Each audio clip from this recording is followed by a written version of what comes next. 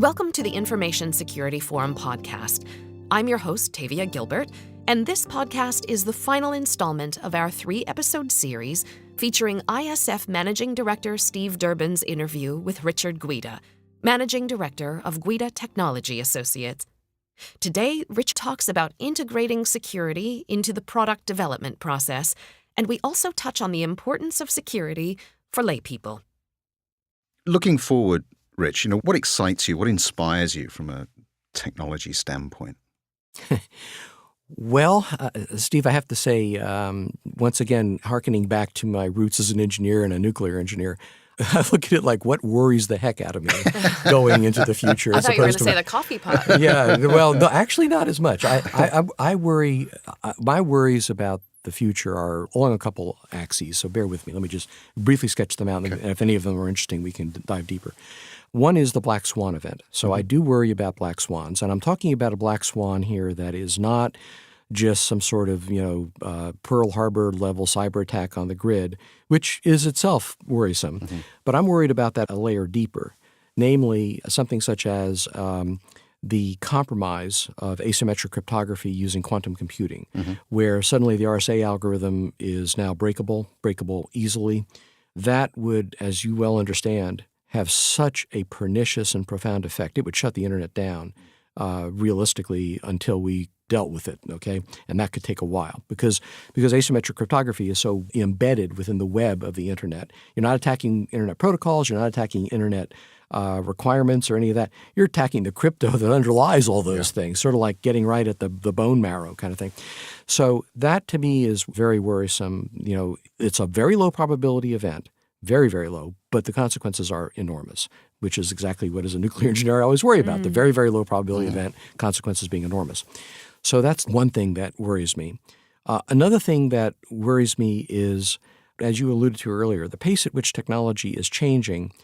What I have found, this cognitive dissonance worry that I have, it's gotten worse with time. And it's gotten worse with time because a lot of executive leadership, and I don't mean in the tech companies where the execs get it, because they are techies to begin with, right? Yeah. They're engineering or other professionals like that. But outside of that environment, I don't believe that enough senior executives understand or want to understand and are sometimes studiously ignorant of security, and they tend to operate in what I call the fact-free planning mode, okay? They don't have to worry about the facts. They have a narrative. They have a goal. We're going to go reach that goal, okay? And if it turns out the goal requires us to go twice the speed of light in a vacuum, we're going to do that. Well, wait a minute. Einstein said that can't be done. I don't care. We're going to get it done. All right. This is the kind of thinking that worries me. And I honestly am concerned that sometimes that inflicts itself upon executive leadership. I've seen it time and time again in clients. They feel that they can just plow through to a business objective irrespective of anything else, and they have no understanding of the nits and gnats that have to be settled more times than I could tell you. We got to get this operating next week. Okay, time to think about security. Let's see, how long has this project been in place? A year. Oh, so we have a week to go make security work. That to me is cognitive dissonance. That to me is kind of this willful ignorance about something that they should have been thinking about way earlier. And I've seen that get worse with time, not better. And the reason it's gotten worse is maybe the level of cognitive dissonance is no different, but because of the rush to the cloud, the rush to e-commerce in general, that amplifies whatever cognitive dissonance used to exist is now amplified by those changes. So I'm very worried about that because I don't think that if you look at it from the standpoint of what are the growth curves with respect to the strength of security versus the threats and the things that people have to worry about, security is improving, no question. The threats are improving at an exponential level disproportionate to the strength that security is increasing by. So that is my biggest worry. It's the same thing of, people think about budgets growing at one level and revenues growing at another. It's the same kind of thing. There's a dissonance between the two, and at some point, a big problem is going to happen. And then once a crisis emerges, people might sit up and take notice. But it almost, I hate to say it this way because it's a fatalistic kind of thing, but it almost requires a very large problem for people to wrap their minds around it. Equifax, okay? that was a good example of something that actually got some people's attention. It really got some people's attention. I hate the fact that it had to happen, but it did. Now, you look back, and of course you're well familiar with this, you look back several years earlier, Office of Personnel Management, had that massive breach. I was affected by that, both as a military retiree and also as a civilian retiree of the government.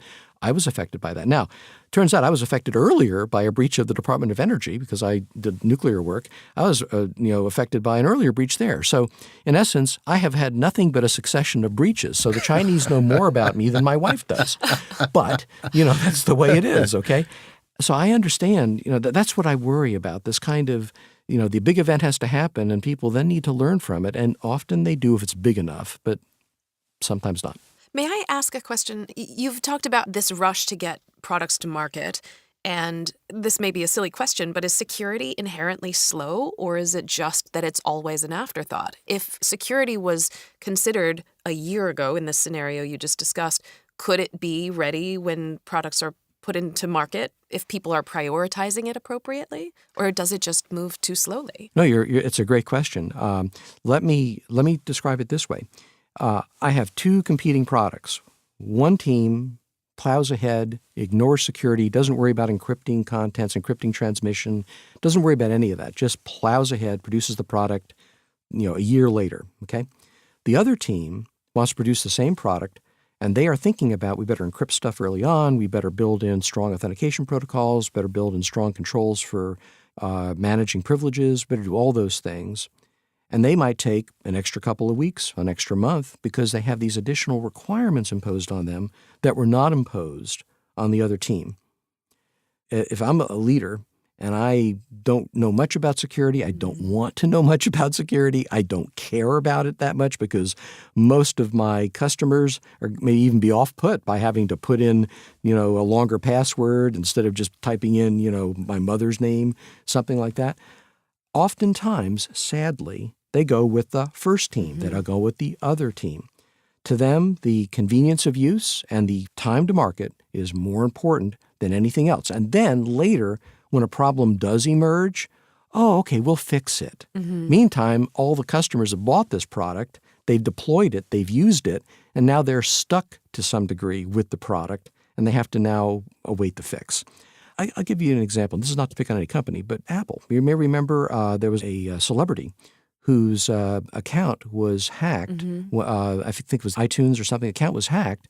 And it turns out the reason it was hacked was because the account did not have any limit on the number of failed attempts. You could try to log in unlimited number of times. And that was portrayed as a feature. You'll never get locked out of your account, right? Well, when the celebrity got hacked, Apple changed their tune, so to speak, and they put in, I think it was 5 or 10, a limit of 5 or 10 attempts before a lockout occurred for a certain period of time. That was a good example of a security requirement that should have been there from the beginning, but was not, because they decided it wasn't important. So this comes down, and I think that I'm about to make a point that you make repeatedly, that it's not only the business's responsibility, but it's the end user's responsibility too. It's my responsibility to start valuing security.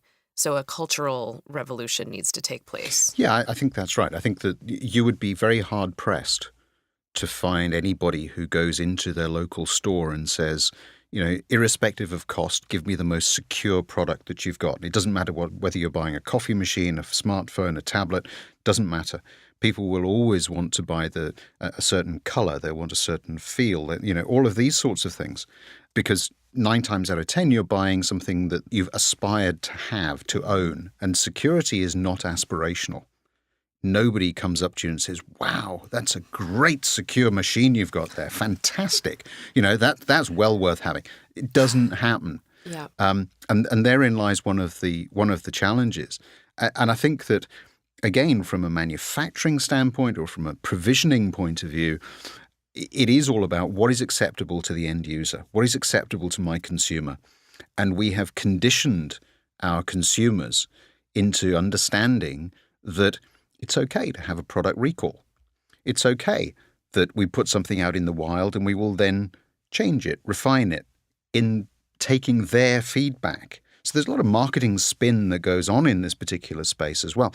But the bottom line is, if security is going to cost an extra few dollars per unit, you're not going to provide it.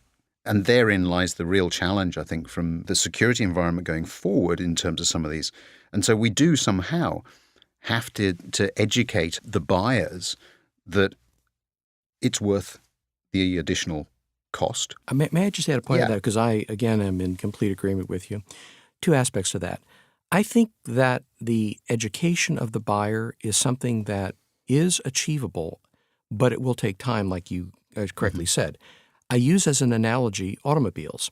Yep. 50 years ago, when I first started driving, they were pretty darn unsafe. They didn't have seat belts, they didn't have any of that stuff. Certainly no airbags, any of the above. My automobiles now are much safer. They have the airbags, they've got collision avoidance, they've got all that technology built in. And as a consumer, I know that my sons, a lot of people I know, do ask about the IIHS ratings or the NHTSA ratings, on safety for the vehicles. I want to buy a vehicle that's safe. Yep. Okay, and then I'll pick color and other things, but safety and reliability are the two most important things. Now, granted, I'm an engineer, but that nonetheless is filtered into kind of the zeitgeist of people's thinking. I like to think that same kind of way of thinking will ultimately prevail with a lot of these devices. But it's going to take longer because you can do safety ratings on automobiles, collision tests and things like that. They're much more easily performed than a lot of security tests. Okay, security is a much more complicated beast than collision tests, but nonetheless you can do that. So that is a hopeful, kind of signal that might drive us in the right direction, so to speak. I wonder too if the younger generations will start craving more security. Start craving less of a presence online, where in this, technology, the smartphone and the internet has not been around for so long, but children growing up with it, it's everywhere all the time.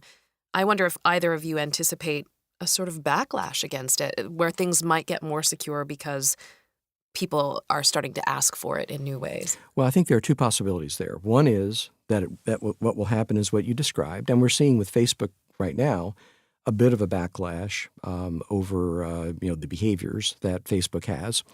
But I think it's more than that. The other piece of this, I think, has to be intelligent government regulation. Because I think that regulations, intelligently done, not just in a willy-nilly way, can move the needle, Steve, along the lines that you, again, very eloquently described. But they have to be knowledgeable regulations, informed regulations. And what I worry about, listening to, for example, the congressional hearings, of Mr. Zuckerberg, one is sort of wincing at the kind of questions that he received, which indicated a lack of understanding of some very fundamental things when it comes to technology. And so, laws that seek to impose regulations in this space can be very worrisome. They can have some very bad unintended effects. Yeah, and I think that's why we've seen, certainly in some parts of the world, the United States being one, a reluctance to really pass legislation. One, because by the time it appears on the statute books, it's probably out of date. And two, because once it's on the statute books, it's incredibly difficult to change. And in an environment that is so very fast-moving, how do you really reconcile the two elements of that? I think that's been one of the challenges. I think that we're starting to see some regulation coming about that is perhaps addressing some of those issues. I'm thinking in particular of the GDPR across Europe that really is intending to put, the onus back in the hands of the individual to be responsible about their data, to ask the questions about their data, about who is accessing it, how it's being used, and to really own the data. It'll be interesting to see how that emerges and changes our perceptions around privacy in particular, but I think security more generally. And I think that there are some regulators and legislators around the world who are sitting back and just waiting to see how that pans out. But I'm with you, Rich. I think we have to move to a much more highly regulated environment, as perhaps unpalatable as that may be. But we have to do it in a way that allows us to make change. And I think that's one of the big stumbling blocks that we've always seen around legislation. How do you make that change? And I think that in order to do it effectively as well, there needs to be much more collaboration between public sector and private. You're absolutely right. Some of the questions that were being posed around Facebook clearly demonstrated a lack of understanding, which actually could have been addressed quite easily. And that, for me, is a missed opportunity. Because I think if we're going to have these sorts of hearings, then let's really try to get to it. Let's provide, understanding, knowledge, insight that allow us to get to the nub of the problem and fix it for the good. It isn't about dragging some guy over the coals. It's about trying to fix a problem that actually didn't exist 10 years ago, but is a very real one today and needs addressing. And I think that for me is one of the key challenges that we face from a regulatory standpoint anyway. Steve, may I make one other comment on that? Because, again, I'm completely agreeing with you. You must have been a brother from an earlier life or something. I don't know. A much younger brother, for the record. Okay, there's a large number of people who do not enjoy the freedoms that we all enjoy, and I'm thinking, for example, in the People's Republic of China. And my biggest worry, you asked earlier about what the future might hold. They're headed towards a surveillance state where they will be surveilling people's activities, not just the Great Firewall of China where they can turn everything off. But they will be surveilling people's activities to a historic level, almost like a 1984 kind of environment or Orwellian environment. And what I worry about is for their good, okay, and it affects all of us too in a sense, the more that the state intrudes on personal liberties and the technologies are used for those kinds of nefarious purposes, which from the state's perspective are good purposes because it maintains order and it does all those things, but from the perspective of freedom-loving people, it's not so good.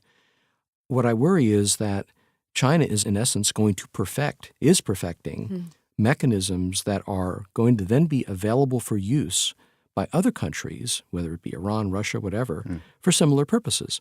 So they're sort of blazing a trail of the surveillance society, which is contrary to everything that we hold near and dear. So I worry from a security standpoint. That's another kind of security in a sense. It's not just privacy, but it's security as well because they can read emails. They can do anything they want. Crypto, as you know, in China is strictly controlled. You have to surrender keying material if they ask. Plus, they require weak crypto so they can break your crypto anyway if they decided they wanted to do it. These are all things when I advise clients who want to do business in China, I say, fine, but here are the things you need to worry about. Okay, and these are some things that I, as a security professional, cannot control. I can just tell you there's a risk. If the Chinese want you in their sites, they've got you. So hopefully they won't want you in their sites. But if you're a big corporation, you might be in their sites. So I worry about that just partly because, they're fellow human beings and they're being put under these conditions. But I worry about it also as a security professional, given the largest laboratory in the world upon which a large government can do tests that would otherwise be anathema to us in the United States or in Europe or Japan. Fantastic. Rich, thank you very much indeed for coming along. It's been a very interesting chat, as always, and we've covered a whole range of different topics that I think are probably going to continue to occupy the minds of people, I hope anyway, that are listening to this. So thank you very much for your insights. Always a pleasure, and thanks again. Thank you. Steve, it's been a pleasure. And if I may just make one parting comment, I have an observation I just want to make because I found when I make this to other chief information security officers in their jobs now, it resonates with them a lot. What I tell them is don't be despondent, don't be fatalistic or any of those things. Basically, view yourself. My Navy background, I did a lot of work in the nuclear propulsion field. Navy submariners have a saying. Their saying is they operate alone and unsupported in waters controlled by the enemy. Okay? So I tell the CISOs that I deal with, you probably feel the same way. You operate alone and unsupported in waters that you don't control, okay? They resonate on that, gives them a chuckle, and I say, based on that, think about what you need to do to gain control of those waters. Thanks very much indeed. Thank you so much. That was the final installment of our 3-part series of episodes featuring Richard Guida, Managing Director of Guida Technology Associates. We hope you found it helpful to hear about his experiences and his approach to prioritizing security within a large organization and integrating security into the product development process. If you missed an episode, just check our website, securityforum.org, where this and other conversations with ISF Managing Director Steve Durbin can be accessed.